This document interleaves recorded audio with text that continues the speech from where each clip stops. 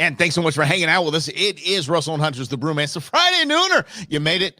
Congratulations. Ooh, it was a touch and go. And if you do feel my studio at least shaking, this weekend is Luke Air Force Base Days, which is basically just us flexing on the rest of the world, saying we're so good. We actually just have teams that do stunts.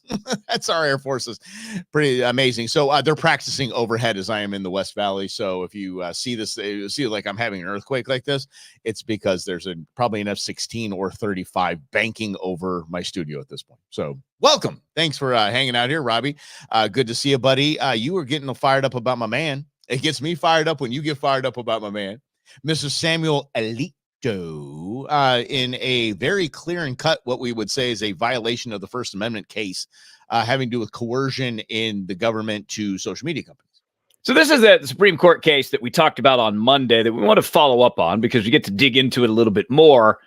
And there's a question that Samuel Alito, and he's one of the conservative justices who gets slammed all the time for being a conservative justice. And this is an attempt to do that because this question, Mike, about those interactions during the pandemic between the White House and Twitter, most explicit example, Alito's question was essentially, what does coercion mean? Because the whole idea behind this First Amendment case is, can the government coerce, say, Twitter or X to take down a post?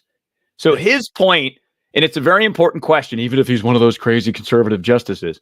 MAGA Supreme Court Justice. That's it. That's the label. Yeah. Even though he wasn't appointed by Trump. Correct, we'll call him that anyways. Who cares? Facts. We don't care about facts. Because I think his point is at least worth discussing, Mike, because there is an implied coercion when you get contacted by the government with the subtle reminders that we're the government and we have all the power in the world. That's true. And I like that. It kind of harkens back to it depends on what your definition of is. That's where it goes down to, well, okay, so let's define what coercion is. And it also goes back to the Obamacare case. Remember that? Well, we'll define this fine. Is it a fine or is it a tax? What is this? And thank God they actually break it down like this because it's a very important case. The weird part about that is I would agree with Rob that if I get contacted by the government, there is an implied you need to do whatever the heck we're saying. Or if we ask questions, we know you've done something wrong, whether you think you did or not. The great part about that is that in today's society, if the government called me and said, this is the government, you have to do this or that, I would say it's a prank call, it's a scammer, and I'd hang up on them. Try back another time. They're slappy. Hey, jerky boy. No, not here.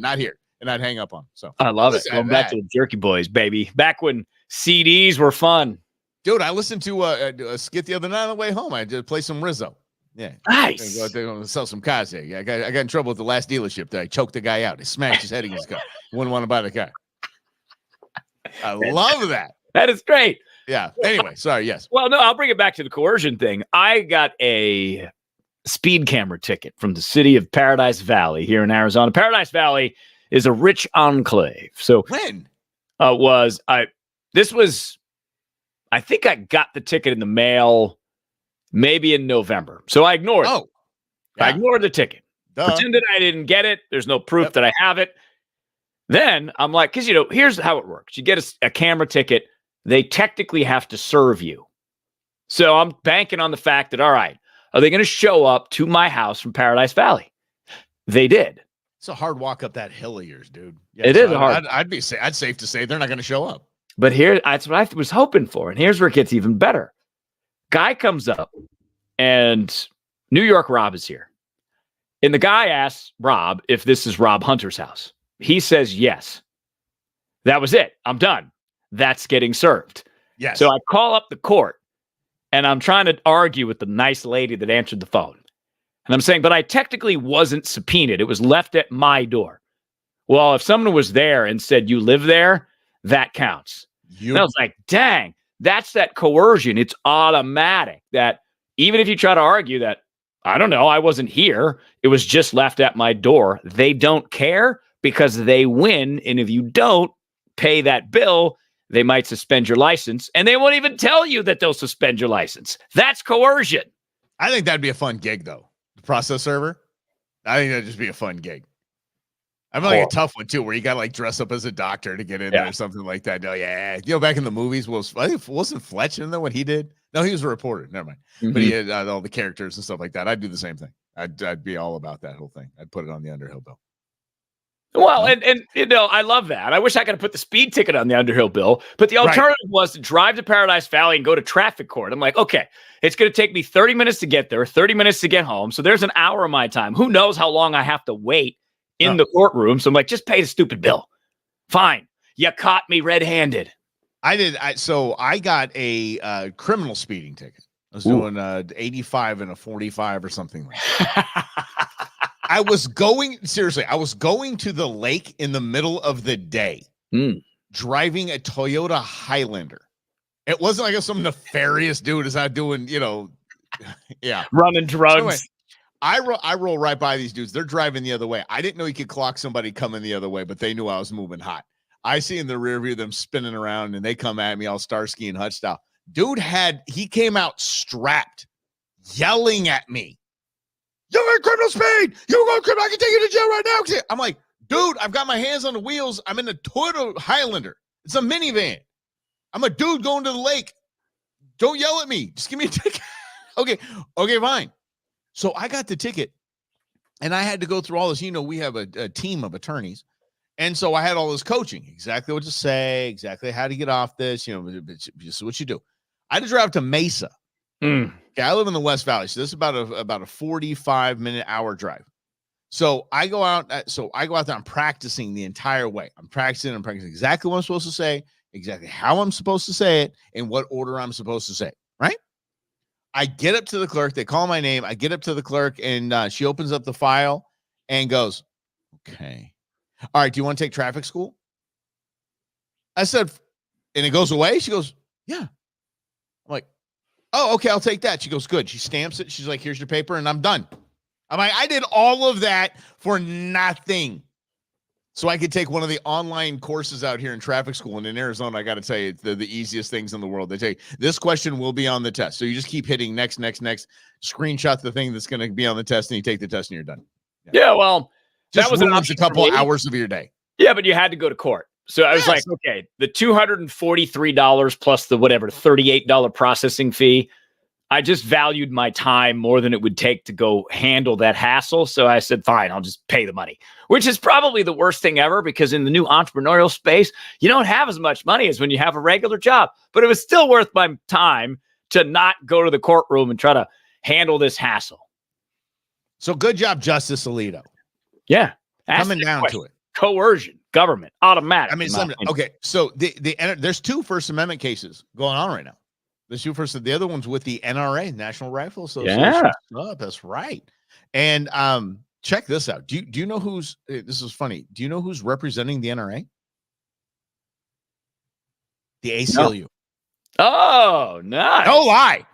I was like, well, this is strange, bedfellows. This is interesting here. Well, isn't it because a government official advocated people leave the NRA memberships, quit, basically? No, it was the advocated, basically threatened, coerced certain financial institutions, because that was the New York City comptroller or whatever the heck this person was. Basically told financial institutions, we'll be watching you. You need to have every I dotted, every T crossed if you do work with. Sting and the police be watching me. NRA and anyone. No, reputational. Oh, they said be careful of your reputational damage. For doing work with the NRA. So, so I was reading the article. Rob will freak out about this. Supporting it, it said a slam dunk case that the NRA should win. Vox. That's how off the rails this whole thing is. What a flagrant violation of the First Amendment this is. That they're like, this is going to be unanimous, or people are just off their minds. First Amendment, baby, it's stuck. That's why it was number 1. Like we said, this was the First Amendment for a reason. It's so funny to me. I was thinking about this. I was reading about SB 1070 many years ago, about 15 years ago in Arizona. There was a bill signed called SB 1070. It was very similar to the law that was passed in Texas that allows Texas to arrest people that show up in Texas illegally. Essentially, this was Arizona's version of the law. It was dubbed the Show Me Your Papers law, because you had to prove your citizenship if there was reasonable suspicion that you were not. Yes. And it became this big firestorm. So the governor at the time was Jan Brewer. Jan Brewer signed it clearly for a political move because she was trying to win a full term. She was Secretary of State. Janet Napolitano was the governor, became the Department of Homeland Security head under Obama. So in our state, Arizona, there's no lieutenant governor. So the Secretary of State takes over if the governor leaves. So Jan Brewer, for the political win, does it. And on its surface, it was something Arizona voters supported because in 2010, 100%. it was like now, but like Eagle Pass, Texas, or El Paso, Texas, which is where all the crazy things are happening. So people wanted action because the federal government wasn't doing anything. But it became this big multi-million-dollar lawsuit that filed all the way up to the Supreme Court. So when it was a political move, everyone knew it was going to be challenged. But this is the reality of politics. They don't care about spending your money on lawyers to defend laws that eventually will lose because they want to win elections. Yeah. And I just had that realization. Now, to Jan Brewer's credit, her defense of the law was private money. She raised private money. She was able to defend it, not with taxpayer dollars, but the government was involved at several different levels, spending your money trying to thwart this law. Mostly winery donations. Do you remember her trying to say Tuskegee Airmen? Remember that? Tuskegee, Sweet lady. Sweet lady. Mm-hmm. Oh, she's a doll. She's an absolute doll.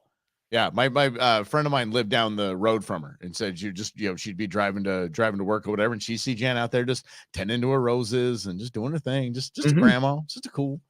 She gave Obama the chest thumping when he showed up.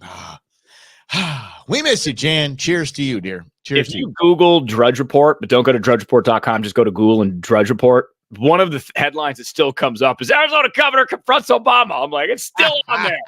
Yes. The famous You're a legend, Jan Jan. moment. Yes. You're a legend. Tuskegee. Yeah. It was so bad. Yeah. Her actually, she liked to drink a little bit. Yeah. And her name's Brewer. Her maiden name is Drinkwine. You can look it up. Yep. Just a given. Fact check. Just a given. Mm-hmm. You're preordained to be a drunk, but she's not drunk. She just likes to drink a little bit. How about this? Did you know that the Green New Deal is back in headlines?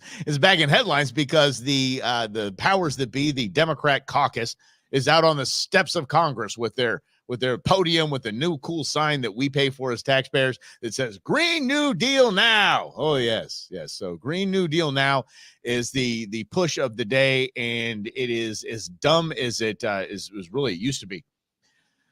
AOC said that the Green New Deal will bring public housing to zero carbon emissions. 3 words. We don't care. We don't care. And housing should be affordable, resilient, sustainable housing should be a human right, says Delia Ramirez. Okay, here, let's make a deal. Shall we how about the Mike and Rob deal, the new Mike and Rob deal? I want you to go back to your districts, and when you can come back to me and report that you don't have one homeless person in your district, and you figured out how to take care of that problem, especially homeless veterans, you're going to let us know that you don't have any of those, and you're going to prove to us that you don't have any of those. Okay, then you can start looking to my taxpayer dollars to fund your nonsensical socialist dream. I love this because it's a reminder of the tomfoolery that we get from politicians. Because the thought is the world is so keen on a Green New Deal. Nope. Most of us are just trying to live our lives day to day, figuring it out the best that we can. Not all concerned about where the energy comes from. Because here's the other part about this. Green energy is more expensive than traditional energy, at least as of now. So if you're building quote unquote affordable housing units with advanced technology that's expensive, it's not affordable housing. It's not an affordable housing project. It's actually the opposite. And if I was poor, and I have been poor, most of us have been poor at some point in our lives. That first job, you have, your crappy apartment that you live in because that's what you can afford. Or you have 2 people living there, whatever it is. You have 9 roommates. The idea that you don't have to earn it is the big missing component of it, because you have to strive for something in life to be successful. And with a lot of what these politicians say is they don't want you to have to strive for anything, so you'll vote for them. It doesn't make your life better. It doesn't improve your skill set, your mindset. It doesn't make you happier. It just puts you in a government-controlled unit that the hope is you'll vote for AOC in New York. You don't have to, because again, the government that give you everything can take everything away. Yes. Yes, under threat. Yeah, and by the way, it is the only reason why is because we are leading up to an election that you're hearing this nonsense. Yep. Why didn't you hear about this the minute that Biden took office? You didn't hear about it. Yeah. You had to wait up to an election. I know. So you go up to an election. Jamal Bowman says they also need to pass a Green New Deal for public schools. Yeah. No, how about you teach the kids something so they can actually read at a 10th grade level when they're, I don't know, in 10th grade? Nah. How about that? How about they have some life skills when they graduate high school? No, too hard. Too hard. Can't do hard things. We want to put money that we take from taxpayers into companies that donate for Democrats. That's what we really want to do here. That's the design. And here's the other part about this. The more we learn about green energy, the less, I guess, green it is, except for the money involved in it. True. We told you about the solar plant. So if you drive from Phoenix to LA, you drive through Palm Springs. And just, I guess, northwest of Palm Springs, you've got these big wind farms. And they're ugly as sin. You drive by them and 10% of them are on. So there's item number one. In that same area, they built this solar farm. Smart. And they built it right in the desert, but it caused all kinds of problems. Number one, it's driven up some dust. So the people that live in that area are breathing in all this dust all the time. It's interrupted some type of desert tortoise and some other desert animals' habitats. So they're adjusting to that. And that's throwing off the entire ecosystem in the desert. Yep. So that's just from that. And then we learned last week or a couple weeks ago, there was a study that had come out that if you look at the entire package of the electric car from start to finish, including like the tires, because electric vehicles are heavier, so they go through tires faster, electric cars are actually worse for the environment than a gas car. 100%. So it's all a myth that the media is they don't investigate enough, shall we say, because they want to buy in that belief narrative system that they're saving the planet. Like a lot of these folks have this complex, Mike, where they think they're saving the world. And in reality, they're making it worse. Look at summer camp, Bernie Sanders, right? He said, we transform our energy system and create sustainable housing, not based on fossil fuels. Not based on fossil fuels. Okay, can we stop talking like children and talk like grown-ups here? It's not like adults. So if you get rid of fossil fuels altogether, we're not going to stop drilling for petroleum. Period. We absolutely can't. And if you want it, how are you going to make your electric vehicle? How are we going to, how this microphone that I have right here, this right here, got this over here, some plastic here, and then some plastic there. Yeah. Plastic. All made from petroleum. Oh, I love my polyester cotton blend shirt. Yeah. Polyester is plastic. That's exactly what that is. I didn't know that. Huh. Oh yeah. Yeah. And it's wrinkle resistant because the cotton and the polyester is woven together, and the polyester doesn't wrinkle, so it basically pulls the cotton back to really where it was. Love me some oil. Love me some petroleum. Let's go drill, baby, drill. Drill, baby, drill. And this is nonsense. It won't happen. If it is, it happens part of Biden's $7 trillion budget. And it is bankrupting and hamstringing our nation. And this is, I can't see any other reason why this type of money and this type of stupidity is bandied about in Washington, D.C. So the only conclusion you can come to is, oh yeah, it's about buying votes. That's all this is. They're assuming that we're stupid. They're assuming that their voter base is stupid and that they think that any of this crap is actually going to happen. It's not going to happen. Not in our lifetime. We will not see any of this, no matter how much money you throw down on it. Let's say they pass a $7.4 trillion budget. Let's say that actually passes, and this is it for the Green New Deal. None of it will accomplish what you said it was to, what they said it was to accomplish. Nothing. It is all a transfer of wealth. That's all, and not to you, by the way, not to me. It's a transfer of wealth to them, from you to them. That's what socialism. And that's politics. It's the name of the game is how to spend your money. So what we do here, Matt Russell and Hunter's the Brewmance. That's Mike Russell. I'm Rob Hunter. Thank you for being here. This is why we encourage you to share, because there has been a trend throughout history of keeping knowledge held close to the power structure, knowledge about the truth of green energy. They want that myth to proceed so that you'll vote for them, as Mike just said, and they get to spend your money on their pet projects and their friends and the people that donate to the political party. Republicans do this too. I mean, there's no hiding that either.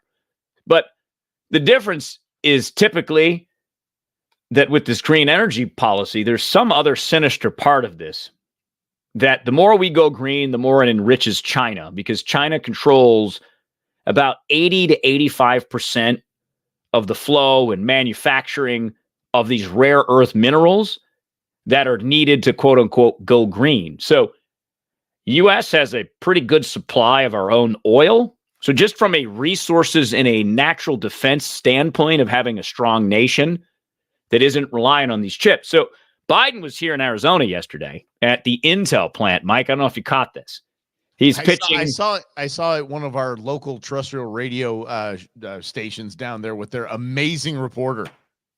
My chin was on the floor. I was like, anyway, go ahead. Yeah. Well, Biden's pitching this multi-billion-dollar plan to give Intel money so they can build fancy chips in the U.S. A15 processor. Sounds sexy, doesn't it? Doesn't it? It goes to key fobs. Mm-hmm. But here's why. Because right now, the supply chain for all the things, the rare earth minerals we need for our missiles and for our smart technologies and our cell phones, is at the risk of China, because Taiwan makes 90% of the world's super fancy high performance chips. And China keeps creeping in and creeping in and creeping in. So that's what this effort is, just in case it hits the fan in Taiwan and China goes to war. Well, all right, we're ready to up the manufacturing. And here's another interesting tidbit. United States troops are now stationed permanently on some of the outer Taiwanese islands. So I don't know if you saw that one slip past. Training exercises, Rob. Training exercises. That's all it is. Remember, no boots on the ground. Yep. We don't put boots on the ground. We just don't tell you what boots are. They have sneakers. Yeah. They don't wear boots. We have combat sneakers. That's right. Not one boot hit the ground. Mm-mm. Yeah. That's. Oh, and by the way, Congressman David Schweiker joining us on the 1st. He's going to be hanging out with us to fill us in on what everything going on in DC. He did tell me the reason why this clues me in is that he said, "Do you know that we have everything that we need for this right here in the United States? As a matter of fact, we have probably one of the biggest world supply of these rare earth minerals that we need. We have it right here. We found them." And he named the two places, but you know me, I forget. And so, or I wasn't paying attention. Sorry. So because we were talking about something else, and then he went on to rare earth minerals. I'm like, dude, we were talking about hunting and cooking meat. Well, and we moved on to that, or he moved on to that. But we have it in there. So here's the deal: Green New Deal. Green, right? We need all these rare earth minerals.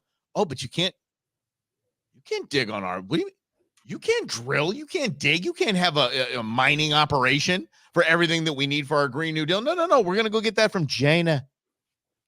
Yeah. I know you're not a big James O'Keefe fan. I'm not either. The tool is just, he's absolutely insufferable. But the dude does dig up some stuff, and he does have some pretty big chops on him to go do the things that he does and say things to people that he says.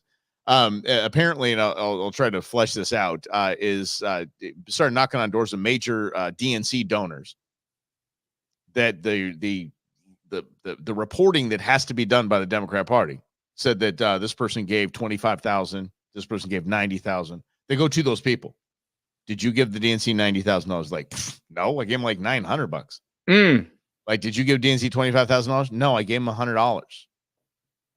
So they're saying that they basically, in their reporting, they're saying that these donors are just huge, escalating, and all this money, but they're saying they know where the money's coming from. They're claiming it's China. So, yeah. So not surprising that we have all these rare earth minerals that we need right here.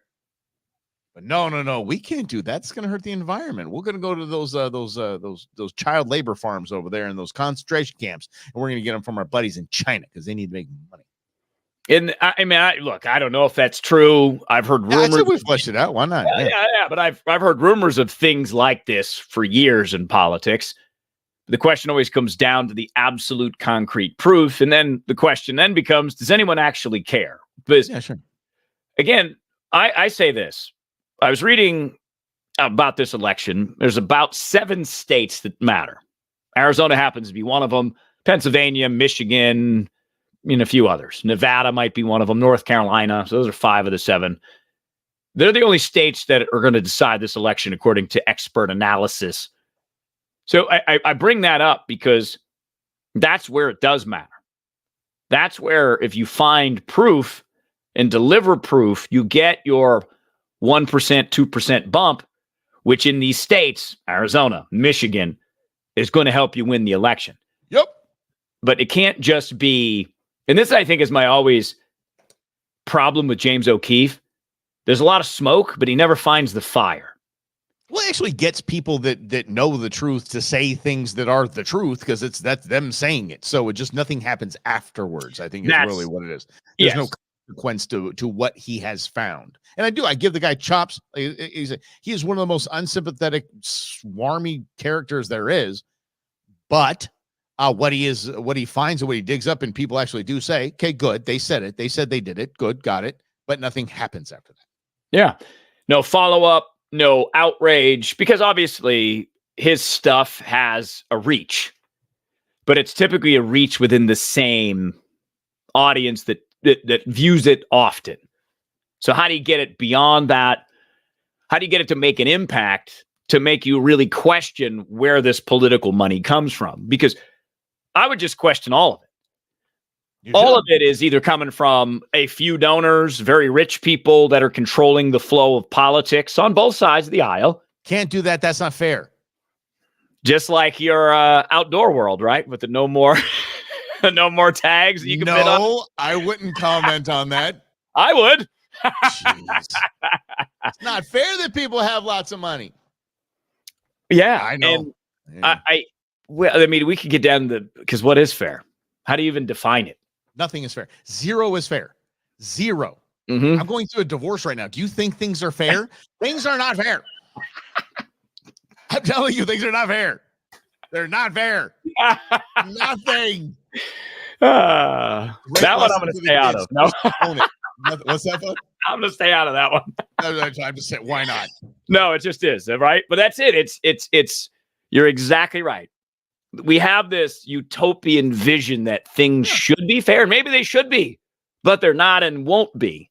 So that's why it's accepting reality, whatever it is, has been such a huge part of my growth as a human, Mike, is to try to get okay with whatever happens, even if it stinks. Yep. And sometimes it stinks. Okay, no, sorry. Get off of that. Jeez, Chuck Schumer's in the news. Baby. Hey, Chuck Schumer's in the news. Chucky Schumer. Yeah, moving on. Yes, moving on. Chuck Schumer. Can't take it back. I think it's yeah, right. I think it's pretty funny though. I think that Chuck Schumer is calling for regime change in Israel. He's calling for a new election. He's calling shut up. You have no what say do you have in whether they have another election or not, you bozo? Again, that's assuming that the electorate is stupid and that we think, oh, he's a champion for free Palestine, all that nonsense. So he's a champion for me. That's really going to happen. It's not going to happen. One, it's not going to happen. Two, I think I'm seeing here 1, 2, 3, 4, 5, 6, 7, 8. Just before the show, I found 8 nations that really deserve regime change. That just kill people that don't agree with them and, throw gay people off the top of buildings and stuff like that. We can go through the list if you want. Israel isn't even in the top 50. Like, this is just stupidity. It just makes the man look like such a moron. But this is what's interesting about American politics right now. It's almost as if we're a parliamentary system. Parliamentary systems are not 2 parties. They're multiple parties that try to figure out how to work together. Because in the Democrat side, you have a very big portion of the base of Democrat voters, typically younger, who really don't like Israel, who say all kinds of awful things about Israel. So the Democrat Party, through Schumer, is trying to find a balancing act where strategically they can call out Netanyahu and still appeal to those young voters they need come November. That's all this is. Because Netanyahu called the prime minister of Israel, both party heads, essentially, and he said, I want to speak to both of you. Schumer on the Democrat side said, nope, you can't talk to my caucus, the Democrats. But McConnell on the Republican side, yeah, absolutely. So Netanyahu spoke to Republicans, didn't speak to Democrats. And this is why, because the Democrats cannot be associated with Israel right now, despite the fact that they have a large group of Jewish voters who vote D, particularly in New York. Mm-hmm. So it's this interesting balance that Schumer's trying to find by criticizing one of America's main allies so he can win votes for his party in a few months. And how about this? After 9/11, when we just started bombing the living daylights out of Iraq, were the other nations calling for regime change here in the United States? No, they're like, yeah, dude, go get them. Yeah, go crush everybody there. You go ahead, W, do your thing. And that's the thing. Netanyahu, do your thing, buddy. Yeah, if you want to fight a war, fight a war. You're an independent nation. You can do whatever you want to do. Go nuts. Regime change. It's the same bozo, Chuck Schumer, that has announced today that he is not going to call for the expelling of Robert Menendez, who has been busted as a on-the-take cheat, a liar. He said this, quote, we are just deeply disappointed in him. Taking bribes from Egypt, gold bars, the whole thing. And classic Bob. This guy. By the way, he'd already been charged with corruption once. This is his second go-around. We need the vote. We need the vote, okay? We can't be kicking him out and worried about special elections. We need the guy's vote. It's unbelievable. That's very believable, but I just can't believe it. And this is what this is what I cannot fathom, because New Jersey voted for him again, Menendez, as their senator after the accusation. Now, he was found not guilty or mistrial, whatever it was. But now that you have the second accusation, this is that opportunity where New Jersey voters could demand something different and better, but they didn't, because they put this guy in office for 6 more years, like 2 years ago. So he's got like 4 more years on his corrupt term, because we are so hesitant as voters in this country to make a change. And then when we make a change, we try something new with the last guy that was the president of the United States. The whole country has an emotional meltdown in one way or the other. We're like, oh my God. Man, yeah, we'll see. Hold on. That's Republicans crying about stuff too. But gold per ounce times bar weight times 4 years. Oh, he gonna make some money. Mm-hmm. Oh yeah, Menendez out here to make. He's gonna get paid because now he knows he can get away with it. Now he can just keep going and get away with it. That's fantastic. I can do whatever I want to do. That's absolutely staggering, and should just tell you everything you need to know about the fraud that is Chuck Schumer. He is a complete fraud. He is a scammer. You heard him on the tarmac with President Biden. The man is just, there's absolutely zero in it for we the people. It is everything in it for Chuck Schumer.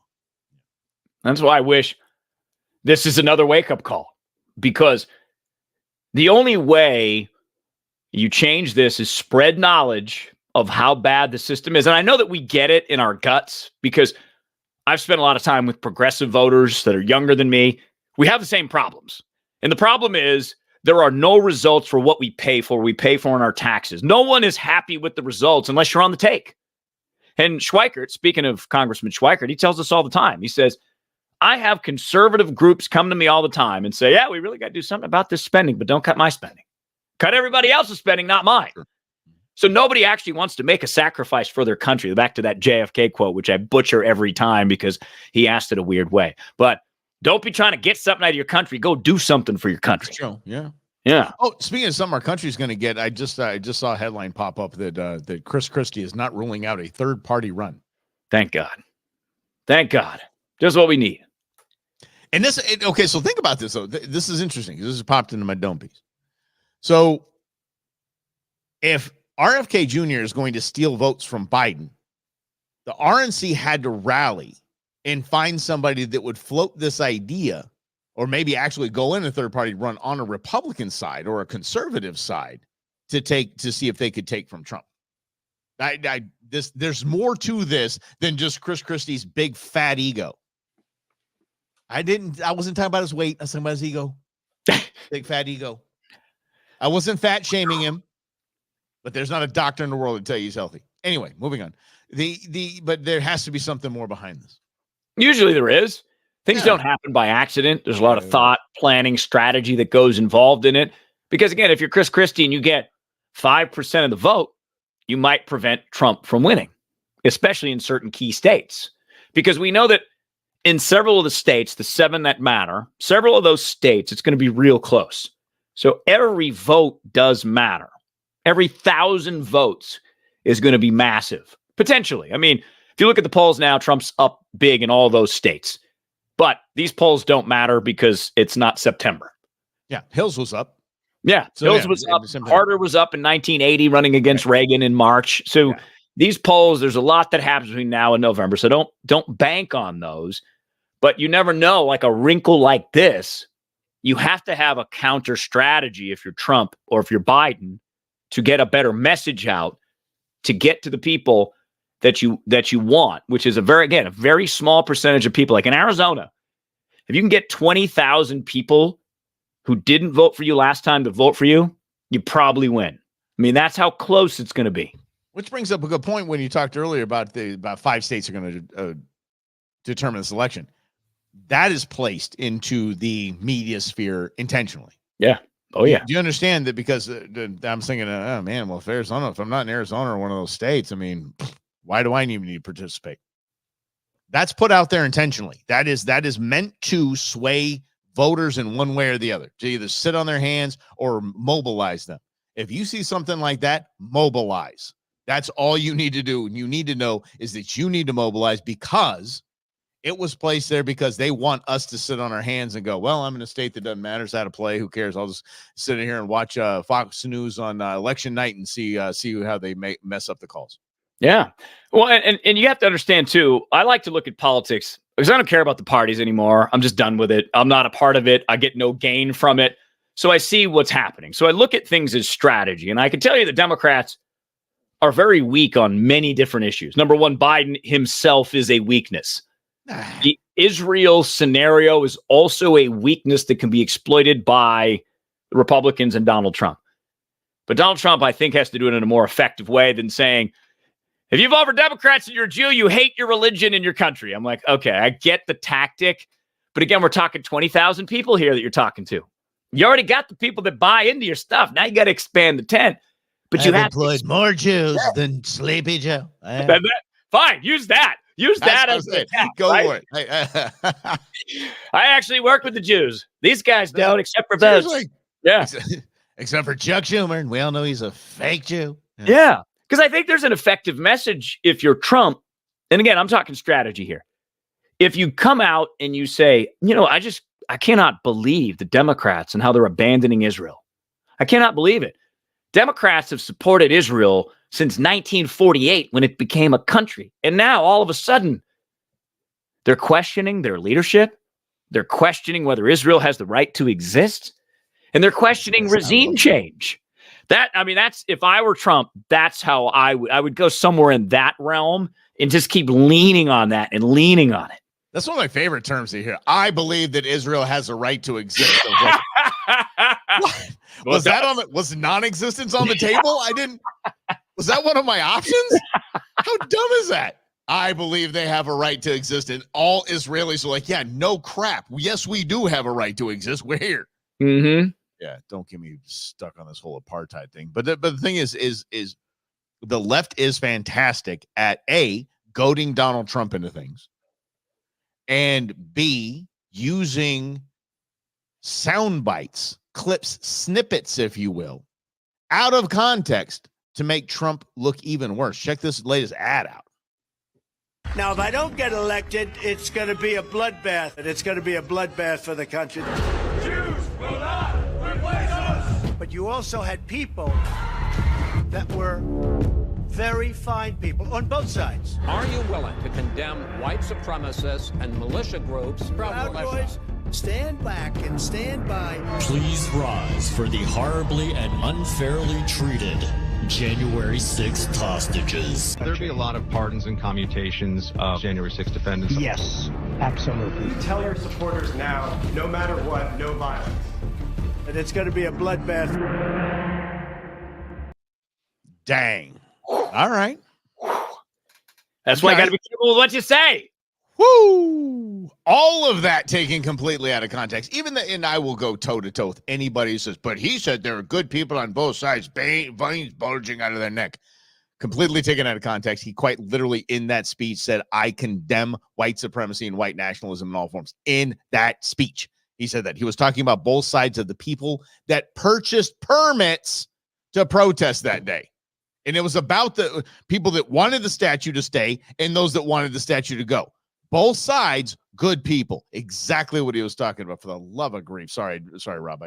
That one fuels me more than anything because it's just so damn ridiculous. Well, it's important because we talked about this quite a bit on Russell and Hunter too, in that facts don't really matter because people's emotions matter.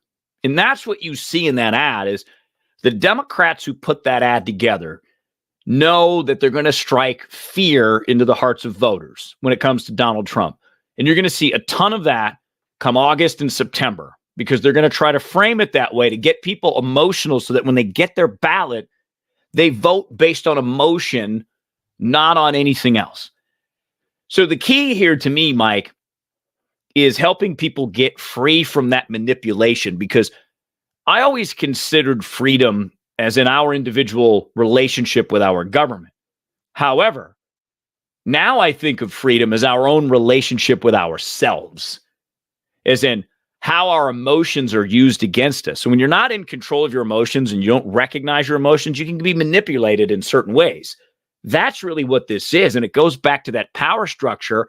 So the power structure, the people in that power structure have all these tools, skills that have helped them make money, close business deals, become elected to office. But they rely on people they can manipulate to get there, emotionally, mentally, whatever it is. Breaking free from that is the massive key to your own personal freedom. At least that's what I found. So that when I see that ad, I have that same reaction that Mike does, in that I see what they're doing here.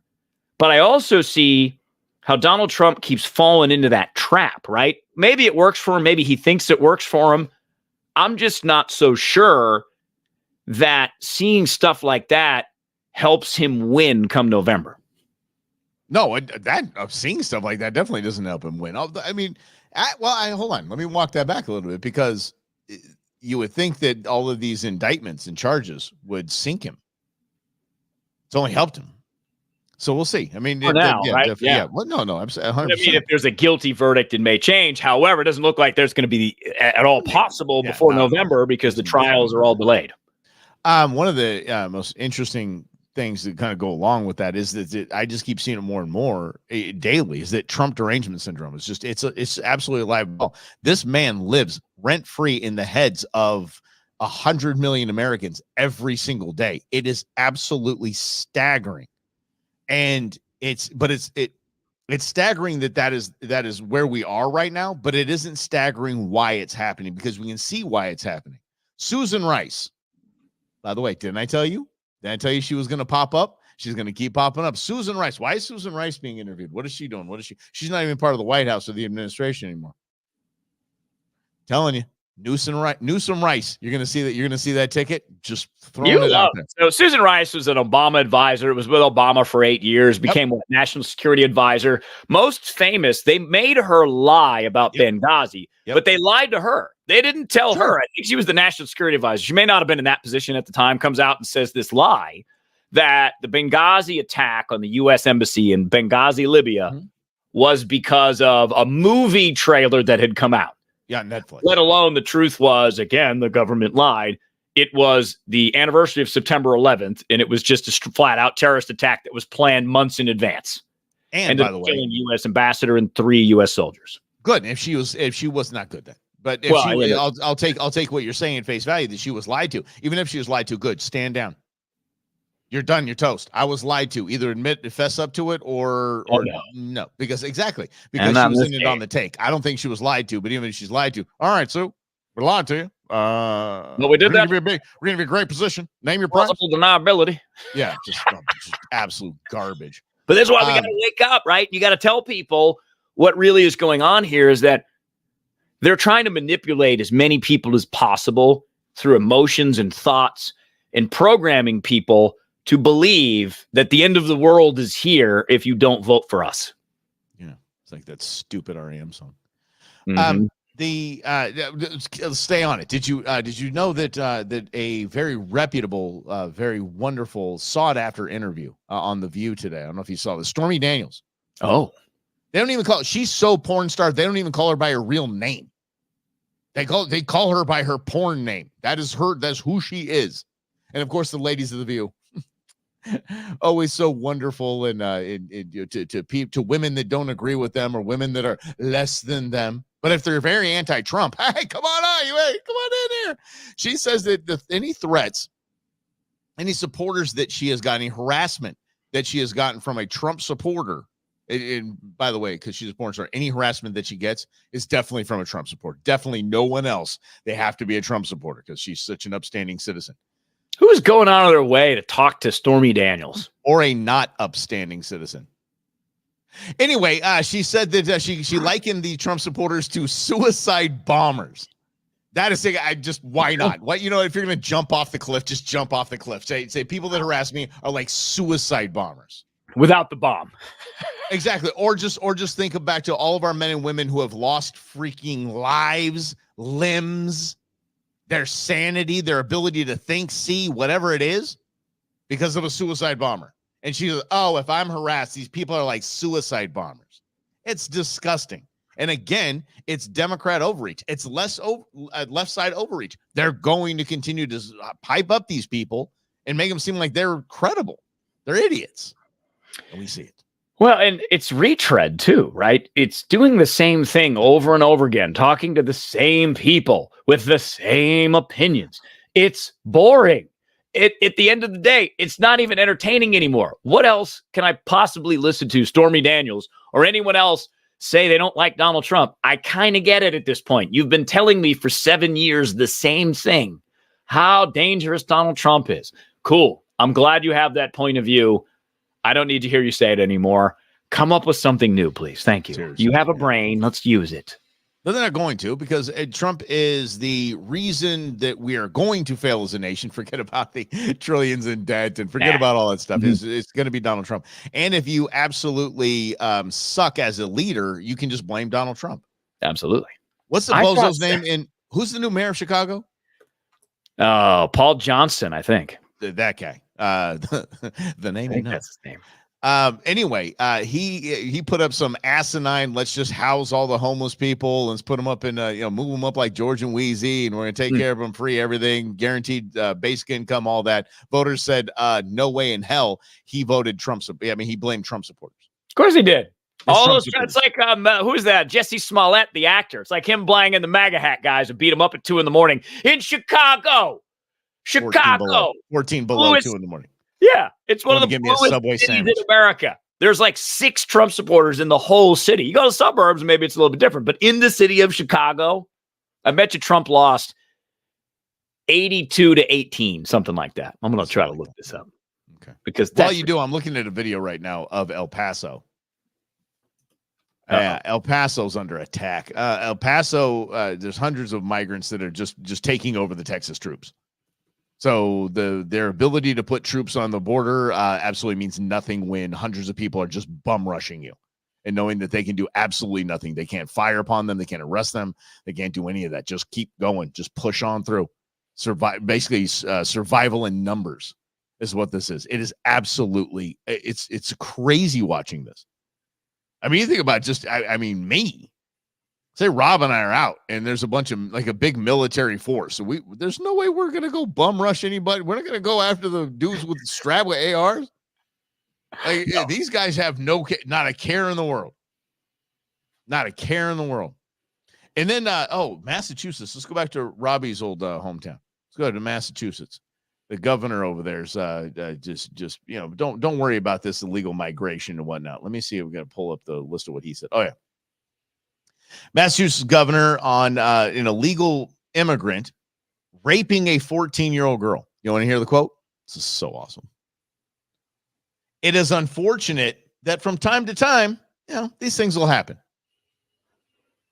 Good. There you go. Yeah, but just don't worry. Who cares? Just don't worry about it. At least they said something and rather just ignore it. That is not a something. You know what? That's equivalent to, well, what was she wearing? That's about the equivalent of that garbage. I didn't. Well, it was that they're very silent about the woman in Georgia that was murdered by someone that is part of this quote unquote asylum surge or whatever we want to call it. Right.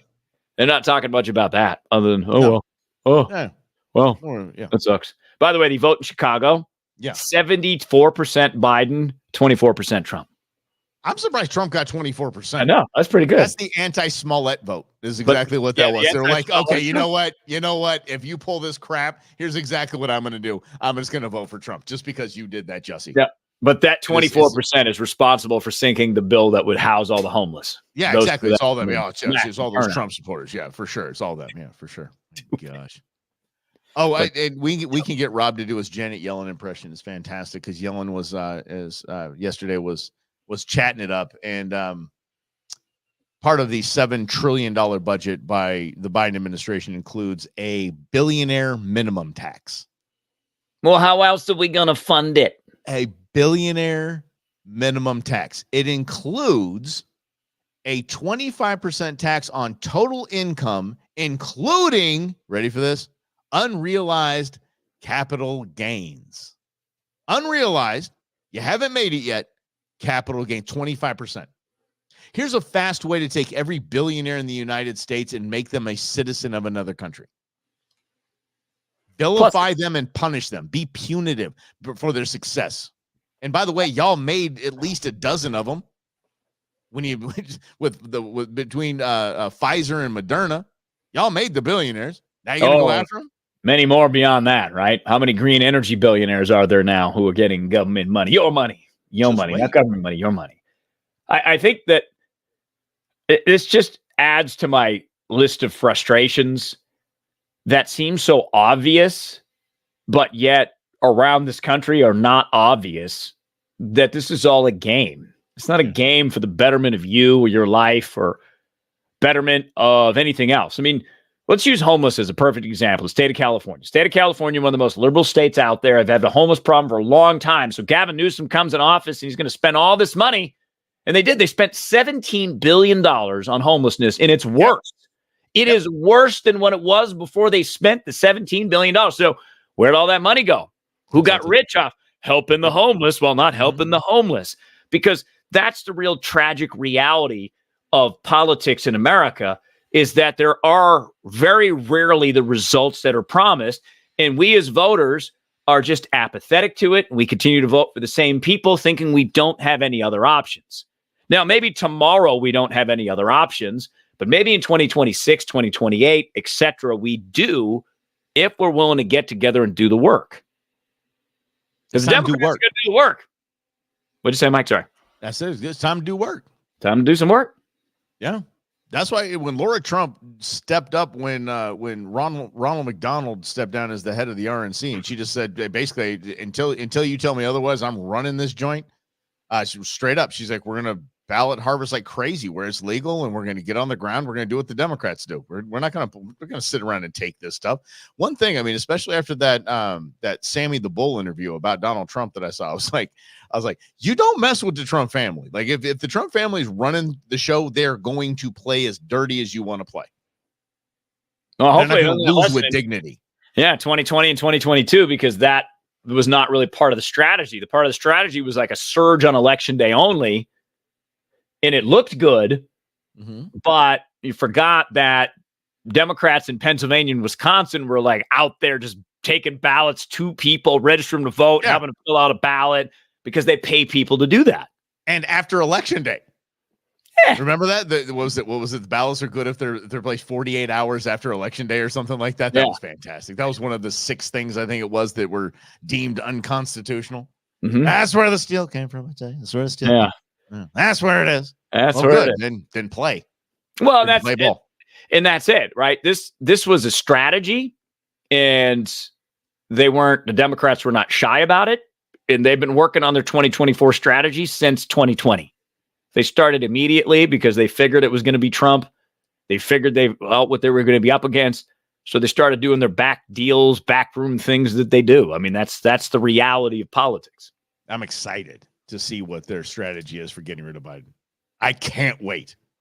I mean, if any of their previous moves is indicative of what they are going to do to get rid of Biden, it is going to be laughable and comical. Thinking that they're never going to know that we're up to shenanigans. They're never going to know that we planned this. So this is going to look like something out of the blue. We're all going to clutch our pearls. Maybe we're going to hold a Biden picture and take a knee in the rotunda, for a few minutes after we have, he's having health problems or whatever. Remember they did that with the Kenta robes? The scars. Maybe we'll do something big like that. Then they'll never know that we had this planned. I can't wait. So excited. Telling you, Newsom Rice. It is not going to be easy because the Biden team has pretty good control. Because you have to think about this. Biden's got his team around him who have unprecedented power because Biden, is not a full-time dude. Just isn't. So they're going to fight tooth and nail to stay in that position. So in order for Newsom to be able to do this, I've been thinking about this too. Best way to do it would be at the convention in August, to have Biden come out and be like, I'm not running again. I'm too old. I just got diagnosed with this. Here's Gavin and Susan. That'd be the best, most effective way to do it. However, Biden doesn't want to leave.